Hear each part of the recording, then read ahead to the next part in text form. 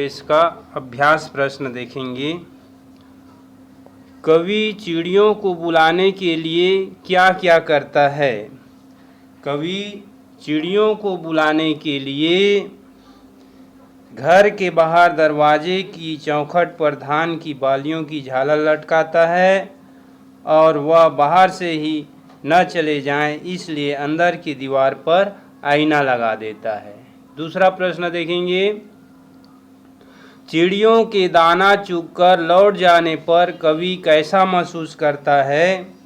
चिड़ियों के दाना चुगकर लौट जाने पर कवि और भी वीरान महसूस करता है और वह अपने अकेलेपन को दूर करने के उपाय और चिड़िया के बाहर से दाना चुगकर लौट जाने उसे उन अतिथि के व्यवहार जैसा लगता है मानो कार्यक्रम में औपचारिकता निभाने के लिए समारोह में उपस्थित हुए थे।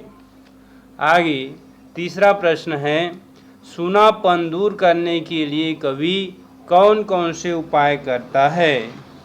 आगे पहला प्रश्न में हम देख चुके हैं कि कवि ने सूनापन दूर करने के लिए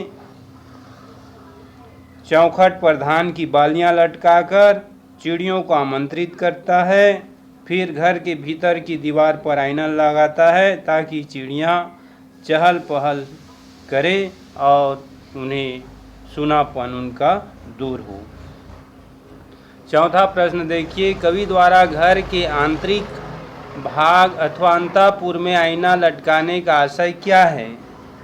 कवि द्वारा घर के आंतरिक भाग में आईना लटकाने का आशय था कि वह अपने प्रतिबिंब को देखेगा तो उसे किसी के साथ होने का यह एहसास होगा, लेकिन चिड़ियों के द्वारा अपनी प्रतिछाया देख बार बार आने जाने से उसे घर में ही उनकी चहल पहल संतुष्ट करती है।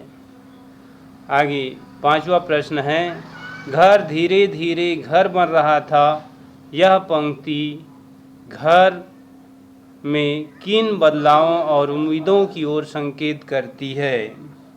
घर में चिड़ियों की चहल पहल, चहचहाना, घर के सन्नाटे को कम करना जिससे कवि को अपने एकाकीपन की पीड़ा कम होती प्रतीत होती है और पक्षियों का ही साथ पाकर अपनी पीड़ा से उबरकर उनमें जीवन के प्रति सकारात्मक विचार आते हैं।